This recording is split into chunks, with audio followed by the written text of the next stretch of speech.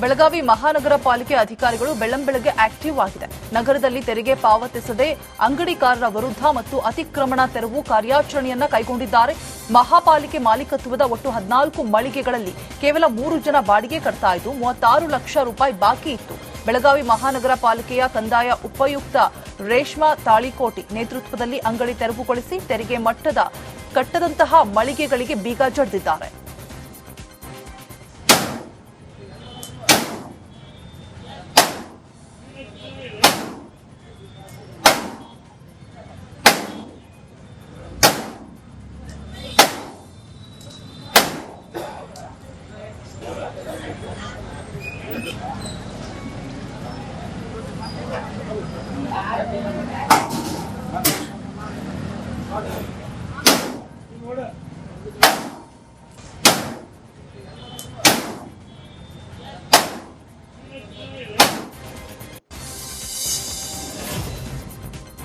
ರಾಜ್ಯದಲ್ಲಿ ಈಗ ಸದ್ದು ಮಾಡಿರುವ ವಕ್ಫ್ ವಿವಾದವು ಹಾಡಾಗಿ ಬಂದಿದೆ. ಆದರೆ ಇದು ಯಾವುದೋ ಸಿನಿಮಾದಲ್ಲಿ ಬಂದಿರುವ ಹಾಡಲ್ಲ. ಬದಲಿಗೆ ಉತ್ತರ ಕರ್ನಾಟಕದ ಪ್ರಸಿದ್ಧ ಜಾನಪದ ಹಾಡುಗಾರನ ಭಜನಾ ಪದವಾಗಿ ವಕ್ಫ್ ಹಾಡು ರಚನೆಯಾಗಿದ್ದು ಭಾರಿ ಸದ್ದು ಮಾಡ್ತಾ ಇದೆ.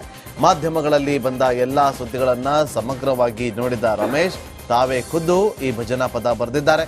ಹಾಡಿನಲ್ಲಿ ವಕ್ಫ್ ಸಂಬಂಧಪಟ್ಟಂತೆ ಆಗಿರುವ ಬೆಳವಣಿಗೆಗಳೆಲ್ಲವೂ ಇವೆ. ಜಮೀರ್ ಅಹಮದ್ಗೂ ಇಲ್ಲಿ ಹಾಡಿನ ಮೂಲಕ ಚಾಟಿ ಬೀಸಿದ್ದಾರೆ.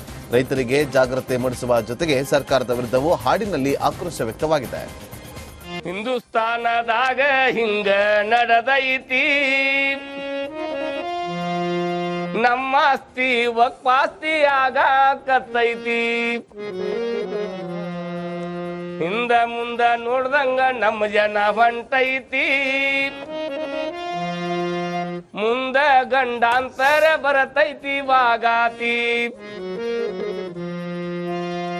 100 ವರ್ಷದಿಂದ ಇದ್ದ ನಮ್ಮ ಆಸ್ತಿ ಈಗದರಾಗ ವಕ್ಫ್ ಅಂತ ಬಂದ ಕುಂತೈತಿ. ಹಿಂದೂ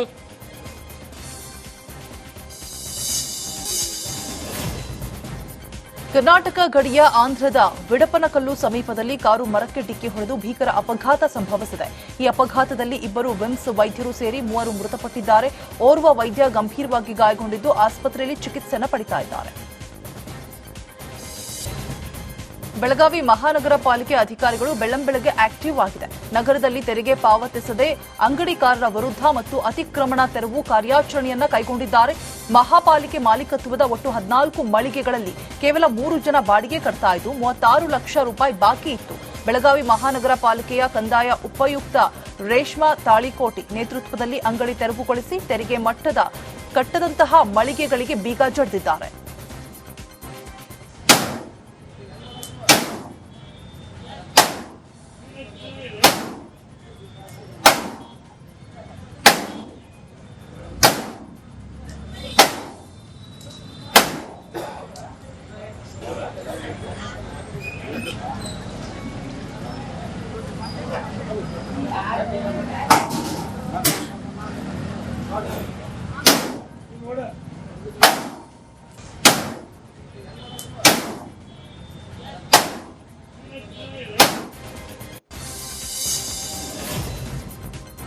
ರಾಜ್ಯದಲ್ಲಿ ಈಗ ಸದ್ದು ಮಾಡಿರುವ ವಕ್ಫ್ ವಿವಾದವು ಹಾಡಾಗಿ ಬಂದಿದೆ. ಆದರೆ ಇದು ಯಾವುದೋ ಸಿನಿಮಾದಲ್ಲಿ ಬಂದಿರುವ ಹಾಡಲ್ಲ. ಬದಲಿಗೆ ಉತ್ತರ ಕರ್ನಾಟಕದ ಪ್ರಸಿದ್ಧ ಜಾನಪದ ಹಾಡುಗಾರನ ಭಜನಾ ಪದವಾಗಿ ವಕ್ಫ್ ಹಾಡು ರಚನೆಯಾಗಿದ್ದು ಭಾರಿ ಸದ್ದು ಮಾಡ್ತಾ ಇದೆ. ಮಾಧ್ಯಮಗಳಲ್ಲಿ ಬಂದ ಎಲ್ಲಾ ಸುದ್ದಿಗಳನ್ನ ಸಮಗ್ರವಾಗಿ ನೋಡಿದ ರಮೇಶ್ ತಾವೇ ಖುದ್ದು ಈ ಭಜನಾ ಪದ ಬರೆದಿದ್ದಾರೆ. ಹಾಡಿನಲ್ಲಿ ವಕ್ಫ್ ಸಂಬಂಧಪಟ್ಟಂತೆ ಆಗಿರುವ ಬೆಳವಣಿಗೆಗಳೆಲ್ಲವೂ ಇವೆ. ಜಮೀರ್ ಅಹಮದ್ಗೂ ಇಲ್ಲಿ ಹಾಡಿನ ಮೂಲಕ ಚಾಟಿ ಬೀಸಿದ್ದಾರೆ. ರೈತರಿಗೆ ಜಾಗೃತಿ ಮೂಡಿಸುವ ಜೊತೆಗೆ ಸರ್ಕಾರದ ವಿರುದ್ಧವೂ ಹಾಡಿನಲ್ಲಿ ಆಕ್ರೋಶ ವ್ಯಕ್ತವಾಗಿದೆ. ಹಿಂದೂಸ್ತಾನದಾಗ ಹಿಂಗ ನಡೆದೈತಿ, ನಮ್ಮ ಆಸ್ತಿ ವಕ್ಫಾಸ್ತಿ ಆಗಾಕತ್ತೈತಿ, ಹಿಂದ ಮುಂದ ನೋಡ್ದಂಗ ನಮ್ಮ ಜನ ಹೊಂಟೈತಿ, ಮುಂದ ಗಂಡಾಂತರ ಬರತೈತಿ ವಾಗಾತಿ, 100 ವರ್ಷದಿಂದ ಇದ್ದ ನಮ್ಮ ಆಸ್ತಿ ಈಗದರಾಗ ವಕ್ಫ್ ಅಂತ ಬಂದ ಕುಂತೈತಿ.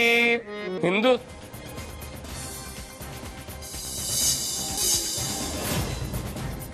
ಕರ್ನಾಟಕ ಗಡಿಯ ಆಂಧ್ರದ ವಿಡಪನಕಲ್ಲು ಸಮೀಪದಲ್ಲಿ ಕಾರು ಮರಕ್ಕೆ ಡಿಕ್ಕಿ ಹೊಡೆದು ಭೀಕರ ಅಪಘಾತ ಸಂಭವಿಸಿದೆ. ಈ ಅಪಘಾತದಲ್ಲಿ ಇಬ್ಬರು ವಿಮ್ಸ್ ವೈದ್ಯರು ಸೇರಿ 3 ಮೃತಪಟ್ಟಿದ್ದಾರೆ. ಓರ್ವ ವೈದ್ಯ ಗಂಭೀರವಾಗಿ ಗಾಯಗೊಂಡಿದ್ದು ಆಸ್ಪತ್ರೆಯಲ್ಲಿ ಚಿಕಿತ್ಸೆಯನ್ನು ಪಡೆಯುತ್ತಾ ಇದ್ದಾರೆ. ಬೆಳಗಾವಿ ಮಹಾನಗರ ಪಾಲಿಕೆ ಅಧಿಕಾರಿಗಳು ಬೆಳ್ಳಂಬೆಳಗ್ಗೆ ಆಕ್ಟಿವ್ ಆಗಿದೆ. ನಗರದಲ್ಲಿ ತೆರಿಗೆ ಪಾವತಿಸದೆ ಅಂಗಡಿಕಾರರ ವಿರುದ್ಧ ಮತ್ತು ಅತಿಕ್ರಮಣ ತೆರವು ಕಾರ್ಯಾಚರಣೆಯನ್ನ ಕೈಗೊಂಡಿದ್ದಾರೆ.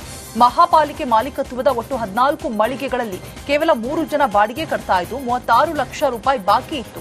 ಬೆಳಗಾವಿ ಮಹಾನಗರ ಪಾಲಿಕೆಯ ಕಂದಾಯ ಉಪಯುಕ್ತ ರೇಷ್ಮಾ ತಾಳಿಕೋಟಿ ನೇತೃತ್ವದಲ್ಲಿ ಅಂಗಡಿ ತೆರವುಗೊಳಿಸಿ ತೆರಿಗೆ ಕಟ್ಟದಂತಹ ಮಳಿಗೆಗಳಿಗೆ ಬೀಗ ಜಡಿದಿದ್ದಾರೆ.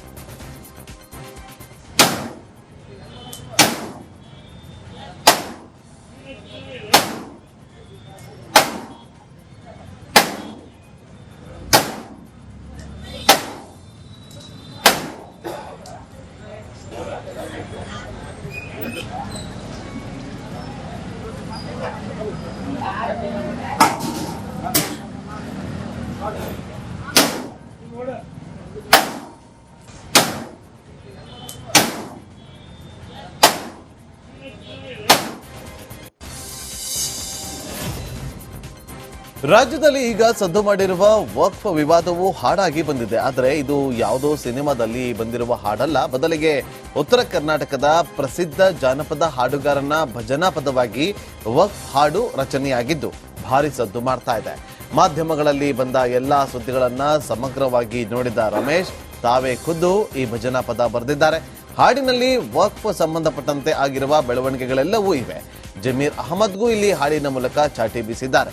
ರೈತರಿಗೆ ಜಾಗೃತಿ ಮೂಡಿಸುವ ಜೊತೆಗೆ ಸರ್ಕಾರದ ವಿರುದ್ಧವೂ ಹಾಡಿನಲ್ಲಿ ಆಕ್ರೋಶ ವ್ಯಕ್ತವಾಗಿದೆ.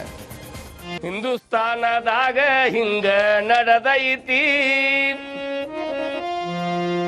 ನಮ್ಮ ಆಸ್ತಿ ವಕ್ಫಾಸ್ತಿ ಆಗಾಕತ್ತೈತಿ.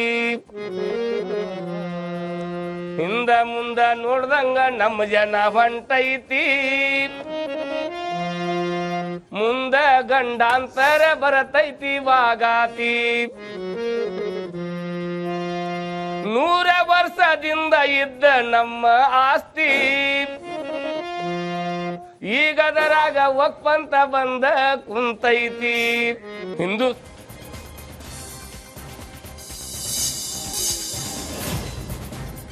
ಕರ್ನಾಟಕ ಗಡಿಯ ಆಂಧ್ರದ ವಿಡಪನಕಲ್ಲು ಸಮೀಪದಲ್ಲಿ ಕಾರು ಮರಕ್ಕೆ ಡಿಕ್ಕಿ ಹೊಡೆದು ಭೀಕರ ಅಪಘಾತ ಸಂಭವಿಸಿದೆ. ಈ ಅಪಘಾತದಲ್ಲಿ ಇಬ್ಬರು ವಿಮ್ಸ್ ವೈದ್ಯರು ಸೇರಿ 3 ಮೃತಪಟ್ಟಿದ್ದಾರೆ. ಓರ್ವ ವೈದ್ಯ ಗಂಭೀರವಾಗಿ ಗಾಯಗೊಂಡಿದ್ದು ಆಸ್ಪತ್ರೆಯಲ್ಲಿ ಚಿಕಿತ್ಸೆಯನ್ನು ಪಡೆಯುತ್ತಾ ಇದ್ದಾರೆ.